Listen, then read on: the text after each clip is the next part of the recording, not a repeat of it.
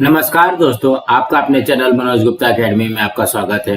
दोस्तों, आज हम कक्षा 6वीं के इतिहास और नागरिक शास्त्र में इतिहास पाठ 1 भारतीय उपमहाद्वीप और इतिहास इस पाठ का स्वाध्याय अर्थात प्रश्नोत्तर करने वाले हैं। दोस्तों, अभी तक आप लोगों ने इस चैनल को सब्सक्राइब नहीं किया तो प्लीज सब्सक्राइब और चैनल लाइक कीजिए और अपने फ्रेंड्स के साथ शेयर कीजिए। दोस्तों, आप लोगों के मैथ्स के भी वीडियो इस चैनल में अपलोड किया गया है, आप लोग इस चैनल के प्लेलिस्ट में जाकर के देख सकते हैं। ये है पाठ 1 भारतीय उपमहाद्वीप और इतिहास, उसका स्वाध्याय करते हैं। पहले प्रश्न में क्या दिया गया है, निम्न प्रश्नों के उत्तर एक एक वाक्य में लिखो। उसमें से पहला है इतिहास किसे कहते हैं। इसके उत्तर में आएगा मानवीय संस्कृति की यात्रा में घटित सभी प्रकार की भूतकालीन घटनाओं के क्रमबद्ध तथ्यों की प्रस्तुति को इतिहास कहते हैं। अब अगला करते हैं। दूसरे में क्या दिया गया, मानवीय समाज दीर्घ काल तक अपनी बस्ती कहाँ बसाता है। इसके उत्तर में आएगा जहाँ जीवन जीने के साधन विपुल मात्रा में होते हैं वहाँ मानवीय समाज दीर्घ काल तक अपनी बस्ती बसाता है। अब अगला करते हैं। तीसरे में क्या दिया गया, पर्वतीय क्षेत्र में रहने वाले लोगों को अन्न के लिए प्रमुख रूप से किस पर निर्भर रहना पड़ता है। इसके उत्तर में आएगा पर्वतीय क्षेत्र में रहने वाले लोगों को भोजन के लिए प्रमुख रूप से शिकार पर निर्भर रहना पड़ता है। अब अगला करते हैं। चौथे में क्या दिया गया, भारत की सबसे प्राचीन नगरीय संस्कृति कौन सी है। इसके उत्तर में आएगा भारत की सबसे प्राचीन नगरीय संस्कृति हड़प्पा संस्कृति है। अब अगला प्रश्न करते हैं। दूसरे प्रश्न में क्या दिया गया, निम्न प्रश्नों के उत्तर संक्षेप में लिखो। उसमें से पहला प्रश्न है मानव का सामाजिक जीवन किन बातों पर अवलंबित रहता है। इसके उत्तर में आएगा पहला, मानव समाज जिस परिसर में रहता है उस परिसर की भौगोलिक विशेषताओं पर उसका सामाजिक जीवन अवलंबित रहता है।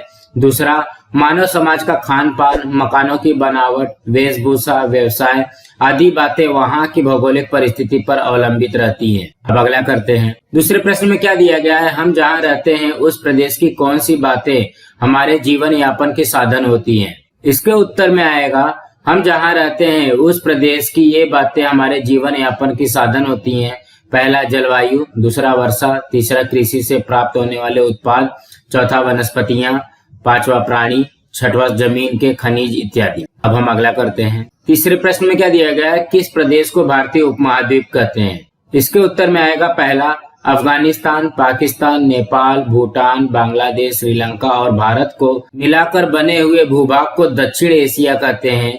दूसरा, दक्षिण एशिया में फैले हुए भारत के विस्तार एवं महत्व को ध्यान में रखकर इस भूभाग को भारतीय उपमहाद्वीप भी कहते हैं। अब हम अगला प्रश्न करते हैं। तीसरे प्रश्न में क्या लिखा है, कारण लिखो। उसमें से पहला है इतिहास और भूगोल का संबंध अटूट होता है। इसके उत्तर में आएगा पहला, मानव समाज जिस भौगोलिक प्रदेश में रहता है उस प्रदेश की विशेषताओं के आधार पर ही वहाँ की जीवन पद्धति और संस्कृति विकसित होती रहती है। दूसरा, पर्यावरण का ह्रास होने पर गांव नगर उजड़ जाते हैं। इस प्रकार भौगोलिक परिस्थिति के साथ मानव जीवन का घनिष्ठ संबंध है, इसलिए इतिहास और भूगोल का संबंध अटूट होता है। अब अगला करते हैं। दूसरे में क्या दिया गया है, लोगों को गांव छोड़कर जाना पड़ता है। इसके उत्तर में पहला आएगा, मानवीय इतिहास की यात्रा में कई बार पर्यावरण का ह्रास, अकाल, आक्रमण अथवा अन्य भौगोलिक संकट आते हैं।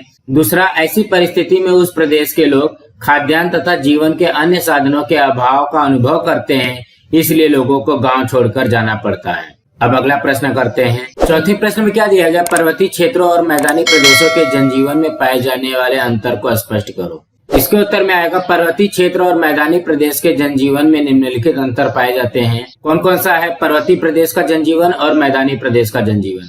तो पर्वतीय प्रदेश का जनजीवन में पहला, पर्वतीय प्रदेश में रहने वाले लोगों का जीवन अधिक परिश्रम पूर्ण होता है।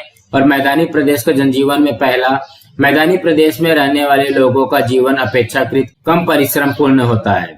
दूसरा, इस प्रदेश में उपजाऊ जमीन का अनुपात कम होता है। मैदानी प्रदेश में दूसरा, इस प्रदेश में उपजाऊ जमीन अपेक्षाकृत अधिक अनुपात में पाई जाती है। पर्वतीय प्रदेश में तीसरा, उपजाऊ जमीन के अभाव में इस प्रदेश के लोगों को अनाज तथा साग सब्जियां कम मात्रा में उपलब्ध होती हैं। मैदानी प्रदेश में तीसरा, मैदानी प्रदेश में उपजाऊ जमीन होने के कारण यहाँ अनाज तथा साग सब्जियां पर्याप्त मात्रा में उपलब्ध होती हैं। पर्वतीय प्रदेश में चौथा, अनाज और साग सब्जियों के अभाव के कारण इस प्रदेश के लोगों को भोजन के लिए प्रायः शिकार और जंगल के पदार्थों पर निर्भर रहना पड़ता है। और मैदानी प्रदेश में चौथा, खाद्यान्न की उपलब्धता के कारण इस प्रदेश के लोगों को शिकार अथवा जंगल के पदार्थों पर अधिक निर्भर रहने की आवश्यकता नहीं रहती।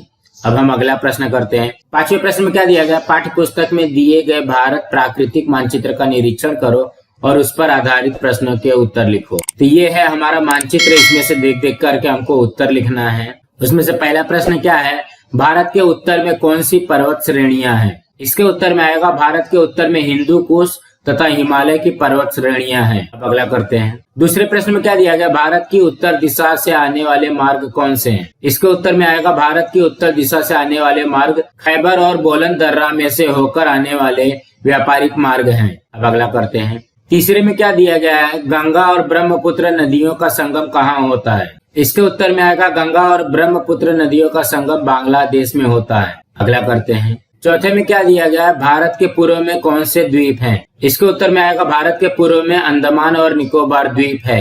अब अगला करते हैं। 5वें में क्या दिया गया है, थार का मरुस्थल भारत की किस दिशा में है? इसके उत्तर में आएगा थार का मरुस्थल भारत की पश्चिम दिशा में है। दोस्तों आज हमारा यहाँ पे पाठ 1 का स्वाध्याय कंप्लीट हुआ। दोस्तों आप लोगों को ये वीडियो कैसा लगा आप लोग कमेंट बॉक्स पे जरूर लिख करके बताइए। अगर आप लोगों को ये वीडियो पसंद आई होगी तो आप लोग इस वीडियो को लाइक कीजिए, अपने फ्रेंड्स के साथ शेयर कीजिए ताकि उनको भी प्रश्न उत्तर मिल सके और इस चैनल को सब्सक्राइब कीजिए। नमस्कार दोस्तों।